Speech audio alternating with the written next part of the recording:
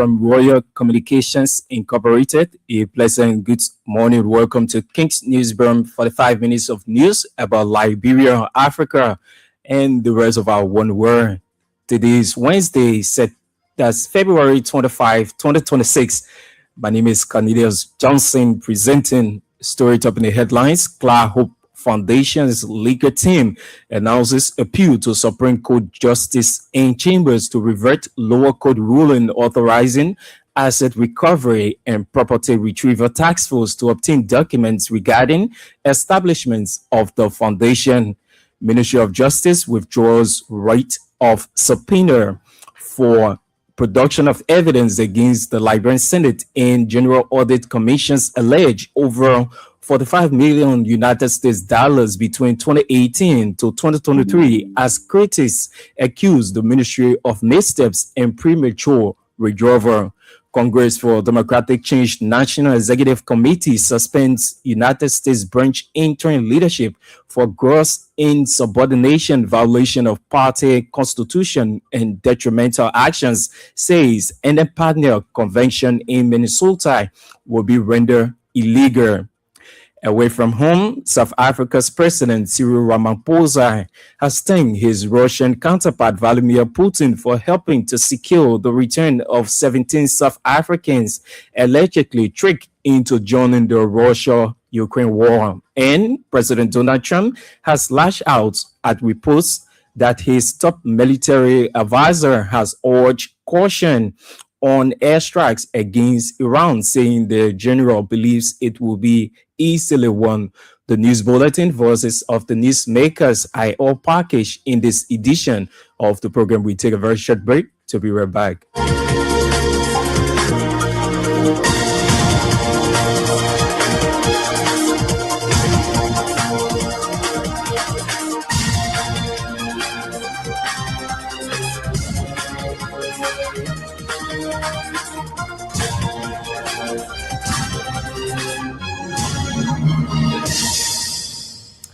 Many thanks for being here and welcome back. Up next is the Bulletin of News with Kwame Brown. The legal team of the Clara Hope Foundation, headed by Councillor Wiggins Rai, has announced plans to take an appeal to the Justice in Chambers of the Supreme Court of Liberia. Under Liberian law, the foundation has used up to 10 days to file its appeal before the Justice in Chambers. The announcement was made by the foundation legal team following the first Judicial Circuit Criminal Court A ruling on Tuesday.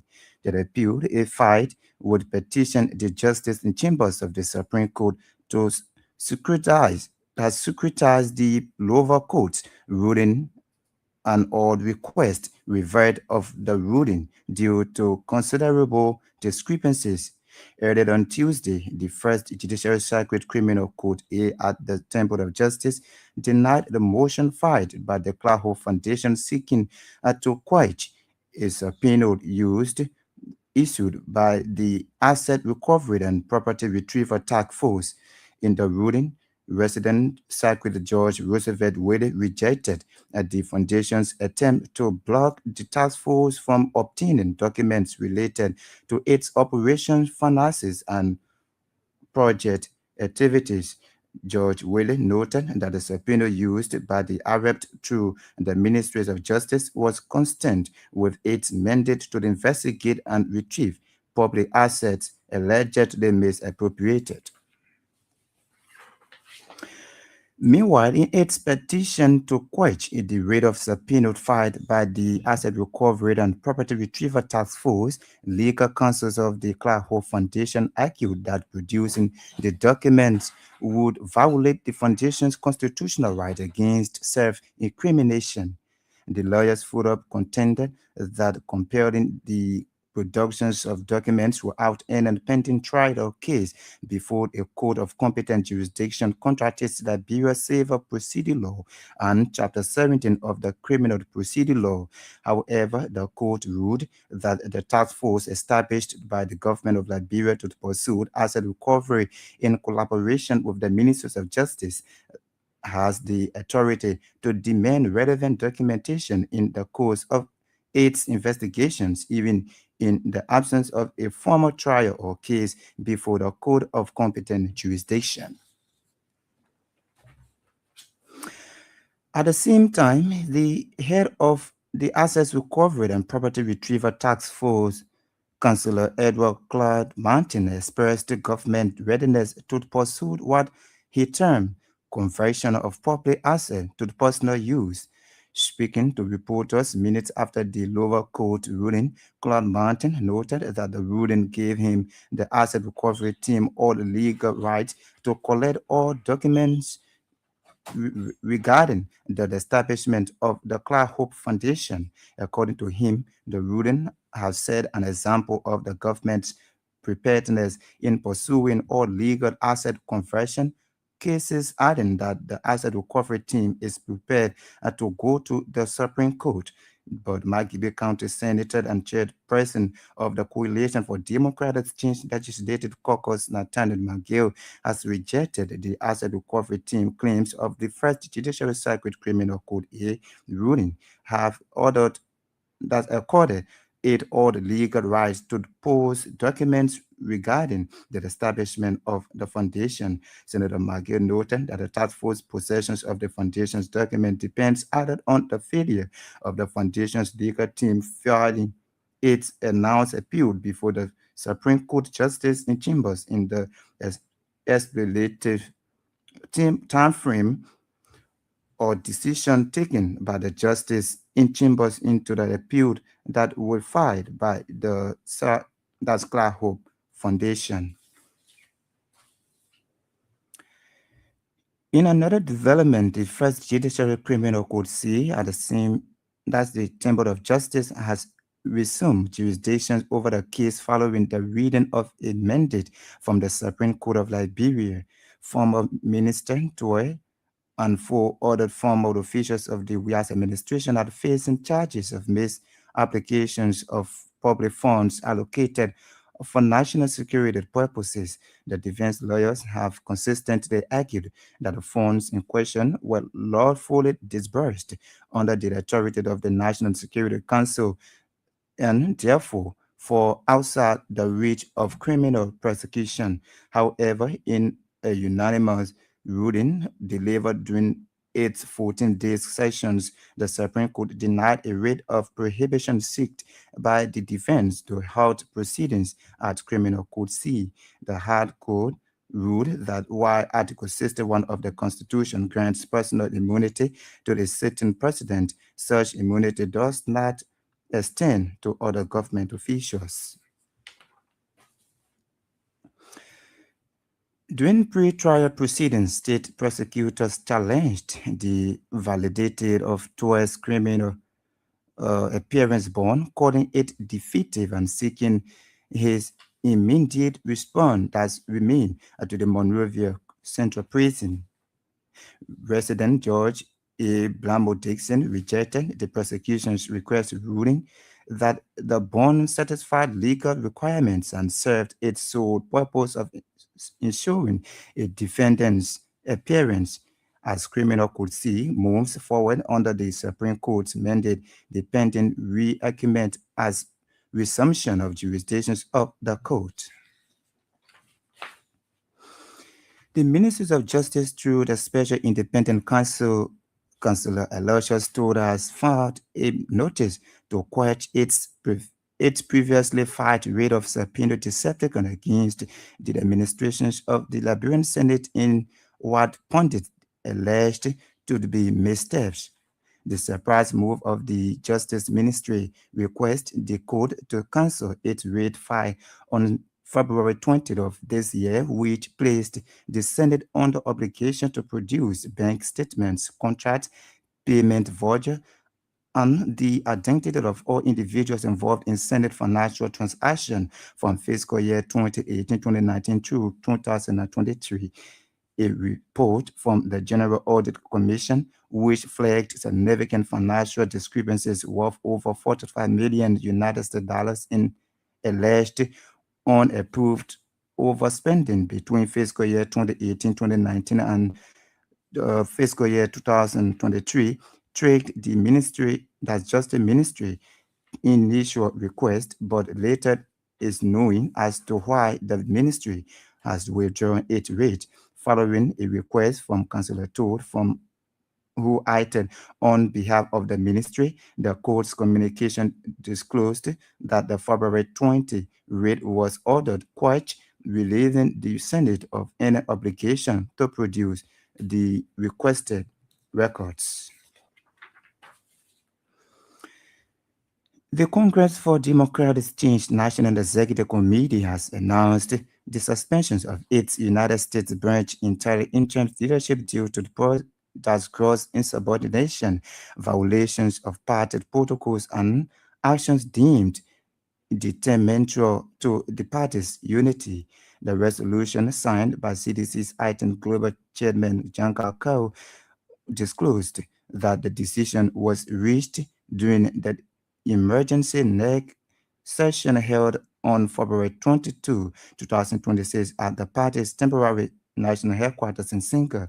Those suspended with immediate effect include Yahya Talata Sharif, CDC USA interim chairman, whose earlier suspension was reaffirmed, Donald G.B. Todi, acting chairman, and several others senior officials of the branch.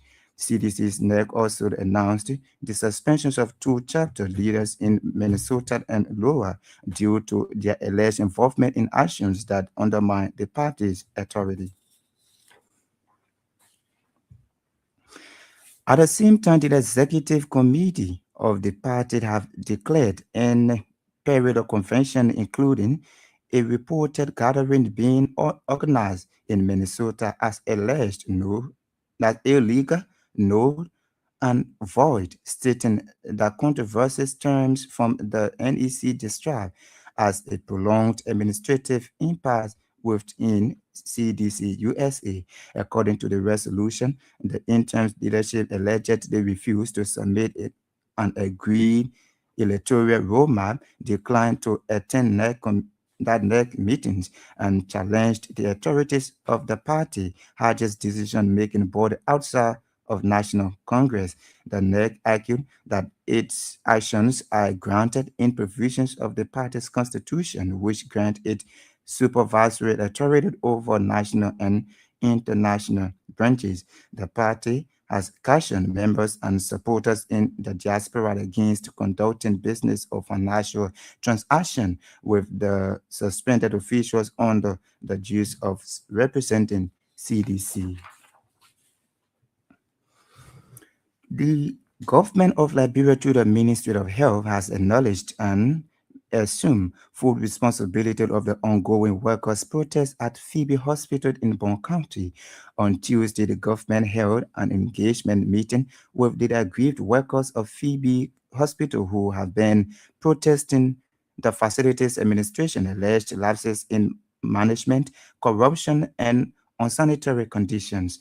The workers during their protest also expressed frustration over what they describe as prolonged neglect of critical issues affecting both staff and the institution's facility. Speaking during the engagement, Health Minister Dr. Louis Porto acknowledged the legitimacy of the workers' grievances and assured them the government commitment to urgently address the issues raised. Dr. Porto, however, underscored the dangers associated with the ongoing strike action, warning that it poses a serious threat to patients' lives and argued that urged the workers to resume their duties in the interest of public health and safety. The health minister further described this situation as a systemic failure within the facility, assuring the comprehensive corrective measures would be implemented under her leadership to restore efficiency, accountability, and proper healthcare standards at the hospital. The plenary of the Liberian Senate has instructed its committee on the judiciary, human rights claims, and petition to cite authorities of the officials Office of the World and Economic Crimes Court and the Ministry of Justice to update the Senate on the progress of the establishment of the World and Economic Crimes Court in Liberia.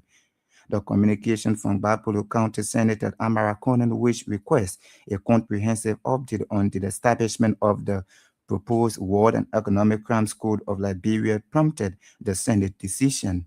Senator Conan's communication was read during Tuesday's session. The Bapolo Senator communication also reminded members of the Senate that the call for a World Crimes Code remains a critical national issue surrounding justice, reconciliation, and Liberia's long-term stability. According to Senator Kane, while public discussions and international engagement have taken place over the years, the Liberians also deserves clarity on the current status of the establishment of the code. He noted that the government has a responsibility to provide oversight and ensure the commitments made regarding transitional justice are honored. Councillor Bonan Varas officially announced his resignation as president of the Liberian National Bar Association following months of intense public pressures about him heading the LNBA and at the same time serving as chairperson and chief executive officer of the Lord Reform Commission. Announcing his resignation during a press conference Tuesday, Councillor Varman said he held the Lord Reform he, as head of the Law Reforms Commission of Liberia, the commission requires his full and undivided attention, added that step down from LNBA top position is guided by national interest and institutional responsibility. He stressed that leading the Law Reforms Commission, a statutory body tax reviewing, modernizing, and harmonizing Liberia's law, demands sustained focus, particularly at a time when governance and institutional reform remain central to national issues. Councillor Varma noted that his resignation fulfills a commitment he made during the bar's December 2025 convention in Cantor, where he informed the members that his expanding national responsibilities would ultimately resonate stepping aside. The Minister of Justice, Councillor Oswald Tuoda, has called for responsible leadership, measurable outcomes, and stronger institutional collaboration as the country advances its rule of law agenda for 2026, delivering remarks at the Pillar 3 Rule of Law marking that's working group meeting held at the Ministry of Justice. Minister Tuoda stressed that reform must be granted in clarity, practical action, and accountability. The meeting focused on overviewing year one priorities and setting practical result-driven targets for 2026 under the government's rule of law framework. He stressed that discussions must move beyond rhetoric and central of deliverable actions and that produce tangible impact. The Justice Minister highlighted the shared roles of the judiciary, the security sector, and Ministry of Finance and Liberia's development partners. And the Liberian National Police has formally charged and forwarded to court two individuals accused of impersonating members of the armed forces of Liberia. The suspects, identified as Cedric Windrow and Philip Randy, according to the police, have been charged with robbery, theft of property, impersonations of an officer, and criminal conspiracy.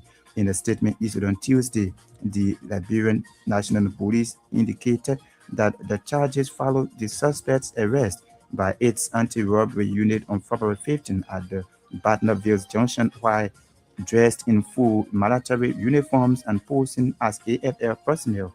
The police statement added that the suspects reportedly used pepper spray on victims identified as Frank Roberts and subsequently stole his Bajaj motorbike. According to the release, the accused individuals are also believed to have been terrorizing residents in several communities while impersonating military officers.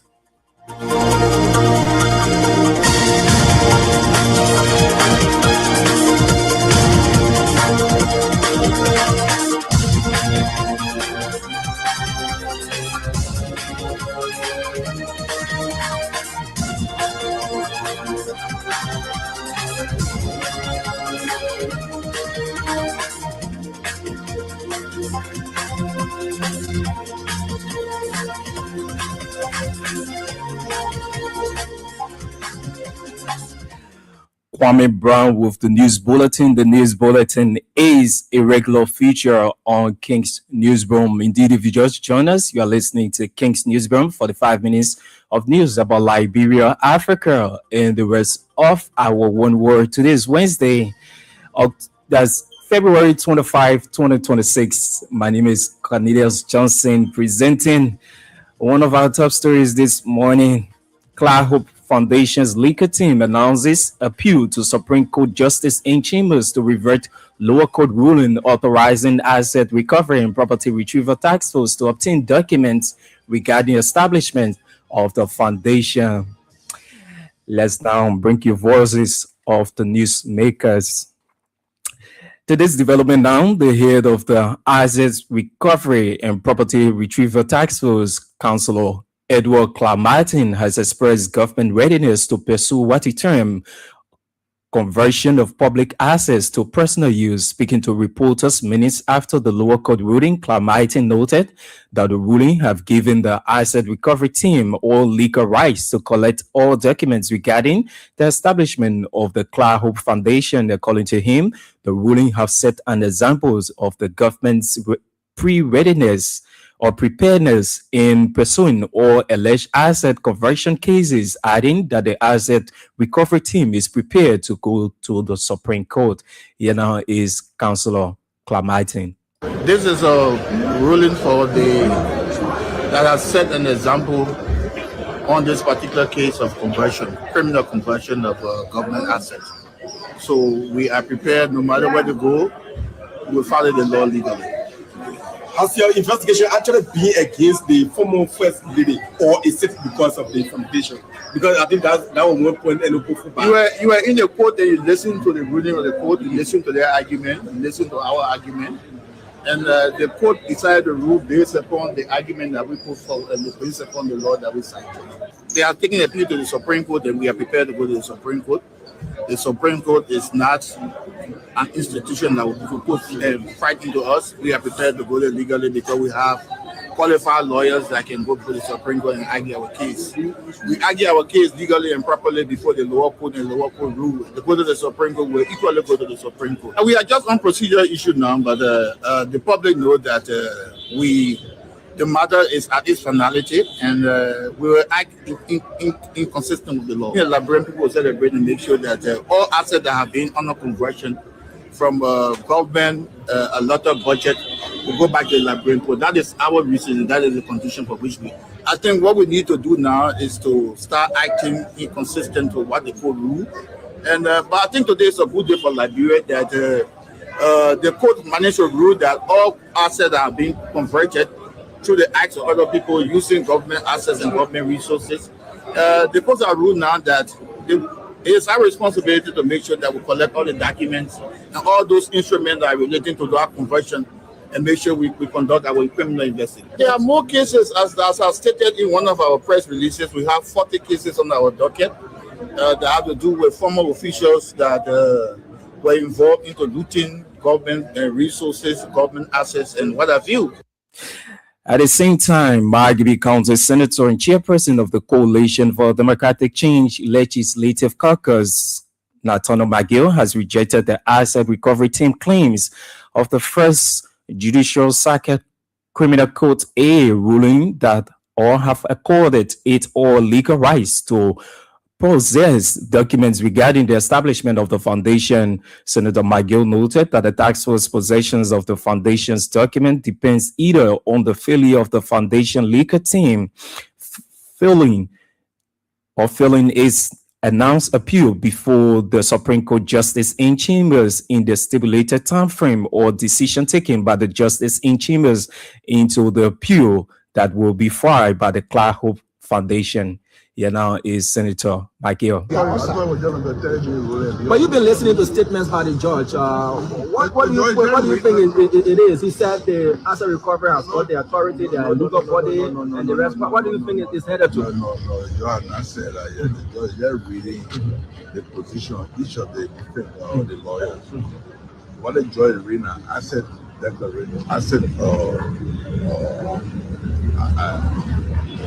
they accept their own position and the rest they defend. So I mean, they got me and What does this mean for the Give a CDC? hint to where he's learning. I don't know. Joy can do a lot and make a panel ruling, but I put the ruling out in the comment. Are you here representing the CDC or yourself as a person? No, I'm the chair of the CC Caucus. I'm a senator of Liberia. I'm interested in the case. No, my question is if you're here representing the I'm CDC or yourself. I'm not sure CC, but I'm interested.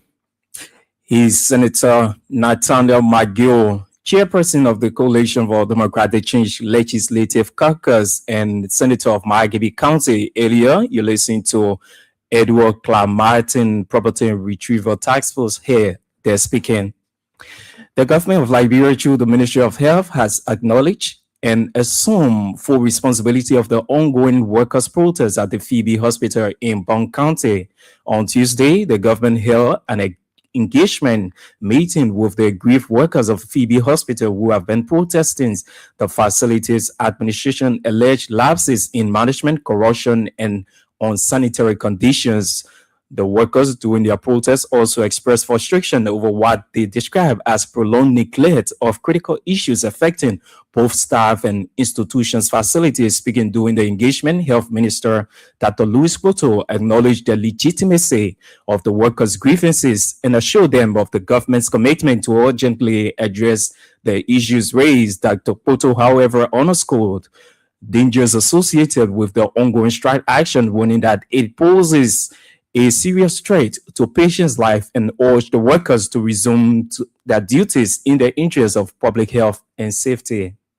I have come on behalf of the Ministry of Health and the government to tell you that we understand the legitimate concerns that you have. Everything that you said, you are right. We as health workers, when we are discouraged, they will become demoralized.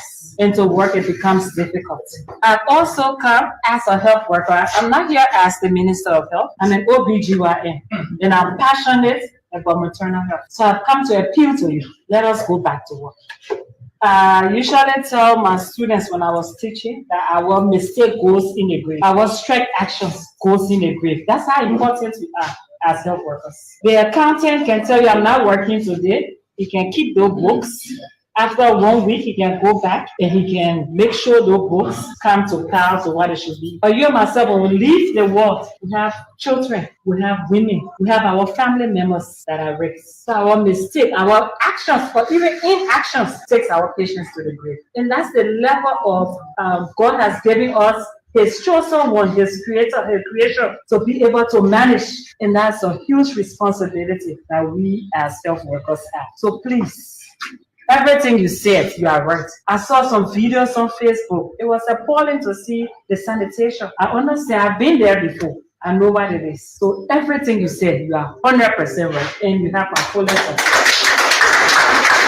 At the same token, please, I will look into everything that you have said. The health minister followed described the situation as systematic failure within the facility, assuring that comprehensive corrective measures will be implemented under her leadership to restore efficiency, accountability, and proper healthcare standards at the hospital. She was speaking on yesterday in Broom County. The plenary of the Liberian Senate has instructed its Committee on Judiciary, Human Rights Claims and Petition to cite authorities of the Office of the War and Economic Crimes Court and the Ministry of Justice to update the Senate on the progress of the establishment of the War and Economic Crimes Court in Liberia. A communication from Bapolu County Senator Amara Conan, which requests a comprehensive update on the establishment of the proposed War and Economic Crimes Court of Liberia, prompted the Senate decision. Senator Conan's communication was read during Tuesday's session. The Bapolu Senator communication also reminded members of the Senate that the call for a War and Economic Crimes Court remains a critical national issue surrounding justice, reconciliation, and Liberia's long-term stability. Here now is Bapolu County Senator Amara Conan.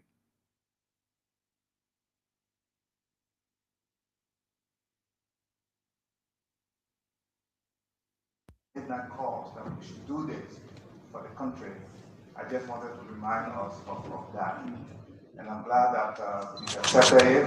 I don't have any problem with it going to committee room, but I beg that the committee should put this on the fast track so that we can get the necessary update and then, decide on the next steps for that. Colleagues, after the war, the country committed to the truth and reconciliation process. We went through a long process of hearing from all of the major actors in that war, both, the leaders of the various warring factions as well as victims. And then there were recommendations from there. Sorry about you, collect from you. And some of those recommendations have been implemented. I want to applaud the president. Something is. Applaud President Walker for the effort, for the steps he took last year on reconciliation. But I also would like to see that effort extended to the people who sent us here. And so I look forward to working with all of you, and I want to thank you for your positive response to my communication. Thank you.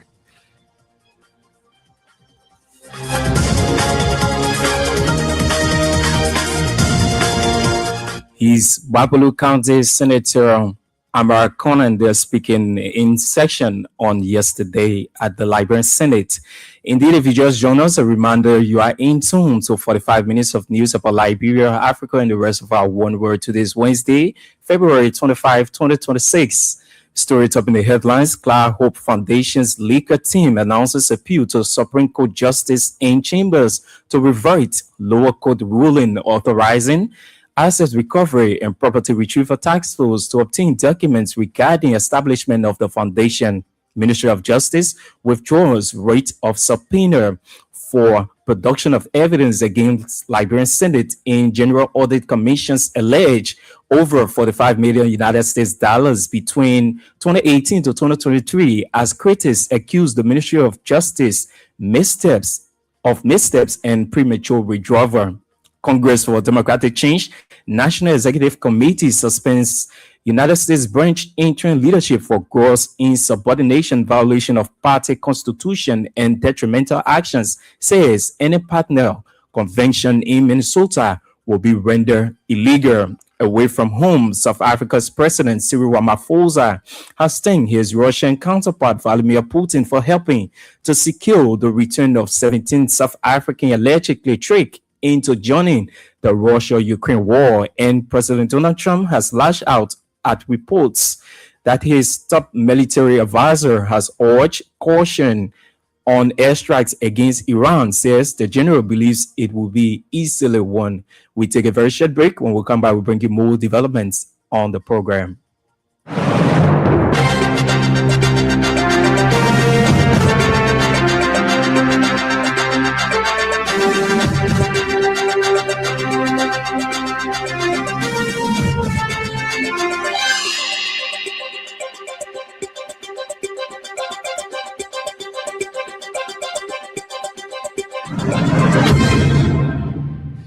Many thanks for being there and welcome back. To this development now, Councillor Bono Vamai has officially announced his resignation as president of the Liberia National Bar Association following months of intense public pressure about him leading the LMBA and at the same time serving as chairperson of the and chief executive officer of the Law Reform Commission. Announcing his resignation during a press conference Tuesday, Councillor Vama said, as head of the Law Reform Commission of Liberia, the commission requires his full and undivided attention, adding that step down from LMBA top position is guided by national interest and institutional responsibility. He stressed that leading the Law Reform Commission, a statutory body tasked with reviewing, modernizing, and harmonizing Liberia's laws demands sustained focus, particularly at a time when governance and institutional reform remain central to national discourse. Councillor Farman noted that his resignation fulfills a commitment he made during the bar's December 2025 convention in Ghana, where he informed members that his expanding national responsibility could ultimately necessitate stepping aside.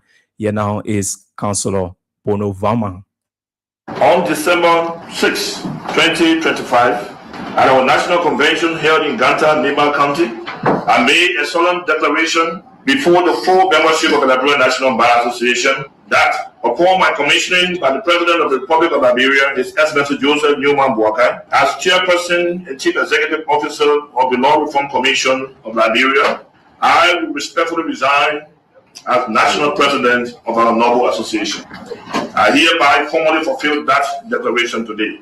On January 20, 2026, I was commissioned by the President of the Republic of Liberia to serve as Chairperson and Chief Executive Officer of the Law Reform Commission, and I officially took over the commission on January 23, 2026. This national responsibility places upon me a solemn duty that requires undivided attention, strategic focus, and sustained institutional leadership. The Law Reform Commission is a demand-driven national institution charged with the continuous review, modernization, and harmonization of all laws in the Republic and reform of Liberia's laws. At this critical stage in our country's legal and governance development, the work of the Commission requires a full concentration and impartial stewardship. It is therefore in keeping with my word and in the interest of institutional integrity that I respectfully resign as National President of the Liberian National Bar Association effective immediately. This decision is not one of separation from the bar in spirit,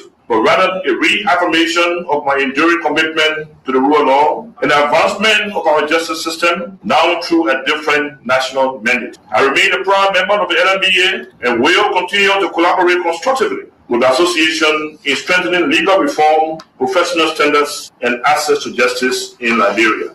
I extend my deepest gratitude to the National Executive Council, county bar associations, our lawyer colleagues across the country, and the entire membership for the confidence reposed in me to serve as the 18th National President of the prestigious Liberian National Bar Association. The collective strides that we have made together will remain a source of pride. May the Liberian National Bar Association continue to stand as a guardian of professional integrity and defender of constitutional order and champion of justice. His resignation comes after critics question the property of simultaneously serving as head of the LMBA and as chairperson and chief executive officer of the Law Reform Commission, a position to which he was recently appointed to by President Joseph Boakai and confirmed by the Liberian Senate. Since his appointment in December of 2025, there has been cause for his resignation on grounds that his appointment in national government could undermine the independence of the bar and also compromise its integrity. President Boakai appointed Farman while he was serving as the 18th president of the LMBA, a development that immediately sparked debate within sections of the legal community. Today's development now, the Minister of Justice, Councillor Oswald Toye, has called for responsible leadership, measurable outcomes, and stronger interinstitutional collaboration as the country advances its role of law agenda for 2026, delivering remarks at the Pillow 11 Rule of Law Working Group meeting held at the Ministry of Justice. Minister Toye stressed that reform must be grounded in clarity, practical actions, and accountability.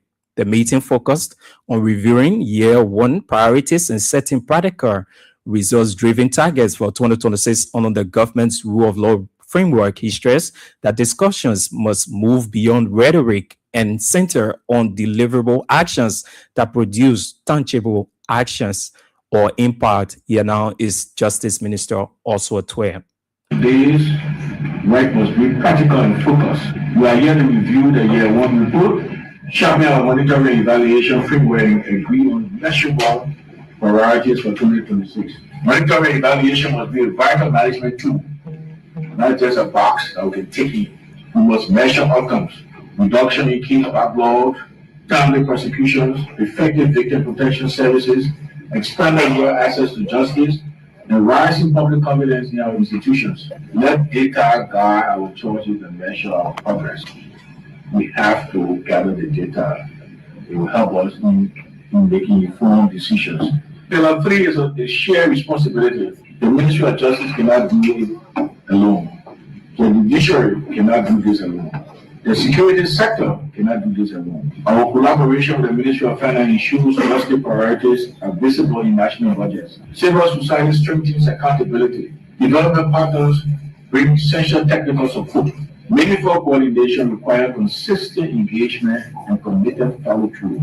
As we advance in 2026, the other focus to be clear and unwavering, strengthen institutional performance, expand access to justice, and rebuild public trust.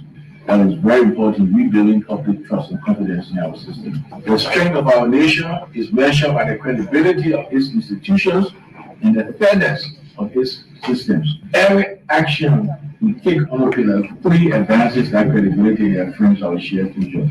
So I urge open, constructive, solution-focused discussion today and going forward. Let us name the bottlenecks with clarity and agree on realistic, deliverable actions. We have been discussed things in a candid and fair manner. Your views are just as good as my views. There is no monopoly on ideas or solutions. We're all working together to handle whatever we bring to the table in a way that will benefit our nation and people. His Justice Minister also declared they're speaking on yesterday in Monrovia. Of the home front now, South Africa's President Cyril Ramaphosa has thanked his Russian counterpart Vladimir Putin for helping to secure the return of 17 South Africans allegedly tricked into joining the Russia-Ukraine war last November. The South African government said it had received distress calls from the group of men who had joined mercenary forces in the conflict. The men believed they were going to Russia for bodyguard training, but instead ended up on the front line of the war in Ukraine. Ramaphosa office confirmed that 4 of them had returned last Friday. 11 others will be on their way home soon, and another 2 at a later stage. An investigation into their recruitment was ongoing, it added. And President Donald Trump has lashed out at reports that his top military advisor had urged caution on airstrikes against Iran, saying the government or the general believes it will be easily won. Chairman of the Joint Chiefs of Staff, Air Force General Dan Kane, has warned that strikes against Iran could be risky, potentially drawing the U.S. into a prolonged conflict, U.S. media report. General Kane has reportedly cautioned that the military actions could have repercussions across the region, potentially including retaliatory strikes by Iranian forces or a larger conflict that will require more U.S. forces. In a lengthy post on Truth Social, Trump described the reports as fake news. To end this news, here once again, our top stories. Clara Hope Foundation's legal team announces appeal to Supreme Court Justice in Chambers to revert lower court ruling authorizing assets recovery and property retrieval tax rules to obtain documents regarding the establishment of the foundation. Ministry of Justice withdraws writ of subpoena for production of evidence against Liberian Senate in General Audit Commission's alleged over $45 million United States dollars between 2018 to 2023. As critics accuse the ministries of misstep and premature withdrawal. Congress for Democratic Change National Executive Committee suspends United States branch interim leadership for gross insubordination and violation of party constitution and detrimental actions, says in a parallel conviction in Minnesota will be rendered illegal. Away from home, South Africa's President Cyril Ramaphosa has thanked his Russian counterpart Vladimir Putin for helping to secure the return of 17 South Africans allegedly tricked into joining the Russia-Ukraine war. And President Donald Trump has lashed out at reports that his top military advisor had urged caution on airstrikes against Iran, saying the general believes it will be easily won. Many thanks to all of our contributors, editors, and reporters who help in making this edition of King's Newsroom. Our sources for more news and information, do join us at 1 p.m. this afternoon, or better still, at 6 p.m. for a fresh edition of the program. Many thanks to Kwame Brown, who brought us our news bulletin On behalf of the entire team, my name is Cornelius Johnson. I presented. Thanks to you for listening and watching. Good morning.